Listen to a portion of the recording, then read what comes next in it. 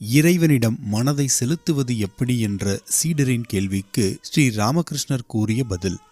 இறைவனின் திருநாமத்தை எப்போதும் ஜபம் செய். அவரது திருப்புகழை இடைவிடாமல் பாடு. அத்துடன் சத்சங்கம் வேண்டும். அவ்வப்போது பக்தர்களையோ சாதுக்களையோ நாடி செல்ல வேண்டும். குடும்ப விவகாரங்களிலும் உலகியல் விஷயங்களிலும் இரவு பகலாக ஆழ்ந்து கிடந்தால் மனம் இறைவனிடம் செல்லாது. எனவே அவ்வப்போது தனிமையில் சென்று இறைவனை நினைப்பது மிகவும் இன்றியமையாதது. ஆரம்பத்தில் தனிமை வாழ்க்கை பழகாவிட்டால் பிறகு மனதை இறைவனிடம் செலுத்துவது கடினமாக இருக்கும். இளஞ்செடியாக இருக்கும்போது சுற்றி வேலி போட வேண்டும். இல்லாவிட்டால் ஆடு மாடுகள் மேய்ந்துவிடும். மனத்திலோ மூளையிலோ காட்டிலோ தியானம் செய்ய வேண்டும். இறைவனே உண்மை, அதாவது நிலையானவர். மற்றவை அனைத்தும் உண்மை அல்லாதவை, அதாவது நிலையற்றவை என்று தொடர்ந்து ஆராய்ச்சி செய்ய வேண்டும்.